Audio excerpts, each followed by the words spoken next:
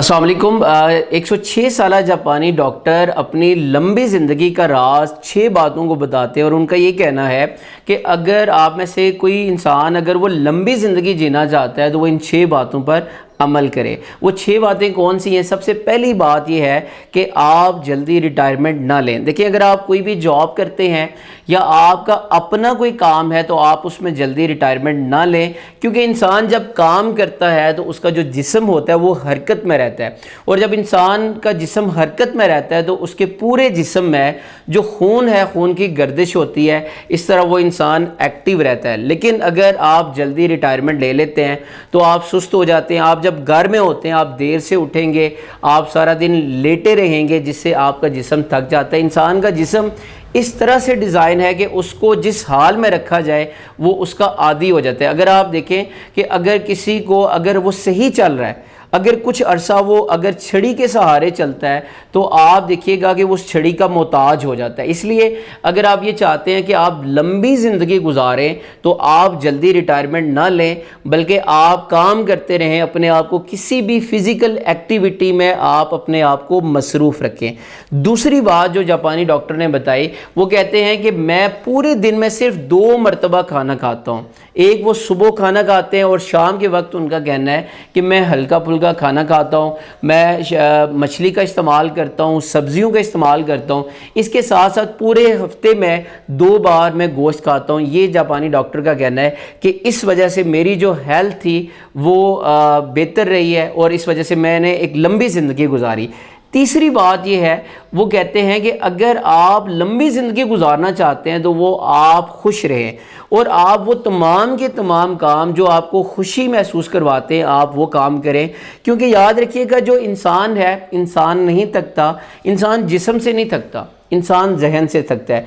जब इंसान ज़हनी तौर पे थक जाता है तो उसका जो जिस्म होता है वो भी थकना शुरू कर देता है। लेकिन अगर इंसान ज़हनी तौर पे खुश है और ज़हनी तौर पे अगर खुश है तो इसका जो जिस्म है या जो जिस्म के दर्द हैं वो उनको भूल जाता है। तो आप ज़िंदगी में वो तमाम काम करें कि जो आपको खुशी महसूस करवाते हैं और आप खुश रहें, क्योंकि जब आप खुश रहते हैं तो आप अपने जिस्म के जो दर्द होते हैं, तकलीफ़ होती हैं, उनको आप भूल जाते हैं। चौथी बात जो जापानी डॉक्टर ने बताई, वो कहते हैं कि आप सीढ़ियों का इस्तेमाल करें, आप लिफ्ट का इस्तेमाल ना करें। आप एक एक सीढ़ी करके ना चढ़ें, बल्कि आप एक ही बार में 2-2 आप स्टेप लें और आप तेज़ी के साथ सीढ़ियों पे चढ़ें।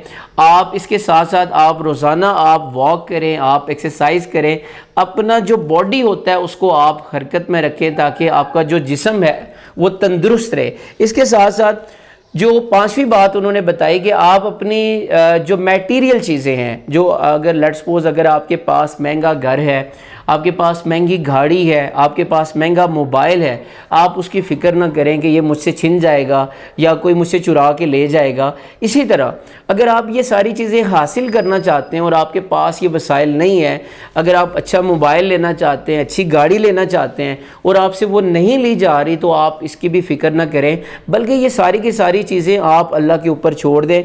अल्लाह ने जब वक्त बराबर किया तो ये सारी की सारी जो चीज़ें हैं वो आपको मिल जाएंगी। आप फ़िक्र ना करें, आप अपनी तरफ से मेहनत कोशिश करें, बाकी ये सारी चीज़ें आप अल्लाह के हवाले कर दें। और जो छठी बात है, जो छठा राज है, वो उन्होंने बताया कि आप अपने रिज़्क़ में, अपनी दौलत में, अपने इल्म में आप दूसरों को शामिल करें। जब आप देखें बांटना शुरू कर देते हैं तो आपके चाहे वो रिज़्क़ हो, चाहे आपका इल्म हो, और उसमें बरकत आना शुरू हो जाती है। और बरकत याद रखिएगा, वाहिद एक चीज़ है कि जो जिसका मुसलमानों का इस पे पूरा ईमान है कि जब बरकत के ऊपर पूरा ईमान है कि अगर आपके रिस्क में बरकत आ जाए तो आप खुशहाल हो जाते हैं। आप कई ऐसे लोगों से वाकिफ़ होंगे जिनकी 20-25 हज़ार 30 हज़ार सैलरी है।